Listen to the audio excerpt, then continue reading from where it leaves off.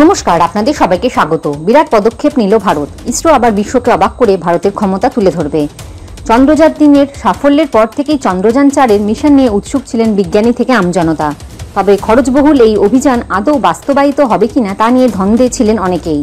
অবশেষে চন্দ্রযান 4 কর্মসূচি অনুমোদন দিল কেন্দ্রীয় মন্ত্রিসভা। বরাদ্দ করা হলো 2104.06 কোটি টাকা। চন্দ্রযান 4-এর অনুমতি চেয়ে গত মার্চ মাসে কেন্দ্রের কাছে চিঠি পাঠিয়েছিল ভারতীয় মহাকাশ গবেষণা সংস্থা ইসরো। তাতেই বুধবার ছাড়পত্র দিল মোদী সরকার। এর পাশাপাশি শুক্র গ্রহে মহাকাশযান পাঠানো এবং মহাকাশ স্টেশন নির্মাণের প্রস্তাবেও সবুজ সংকেত দিয়েছে কেন্দ্রীয় মন্ত্রিসভা। গগনায়ন মিশনের পিছনে বিপুল অর্থ বরাদ্দ করা হয়েছে। চন্দ্রযান 4-এর অভিযানের লক্ষ্য মেরু অঞ্চল সহ বিভিন্ন এলাকায় জল ও খনিজের অনুসন্ধান করা। অভিযানের প্রকৃত নাম হবে লুনার পোলার এক্সপ্লোরেশন মিশন বা লুপেক্স।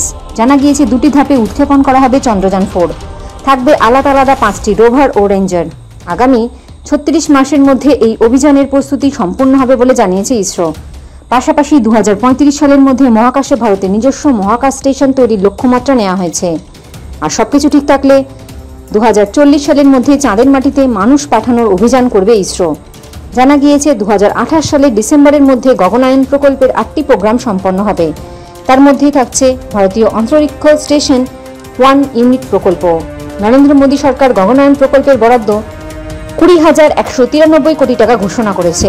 এছাড়াও অতিরিক্ত 11,170 কোটি টাকা প্রয়োজনে গবেষণায় ব্যবহার করার অনুমতি দিয়েছে। অন্যদিকে শুক্র গ্রহ অভিযান হবে 2028 সালের মার্চ মাসের মধ্যে। এর জন্য বরাদ্দ হয়েছে 1,236 কোটি টাকা। জয় হিন্দ, জয় জওয়ান, জয় কিষাণ।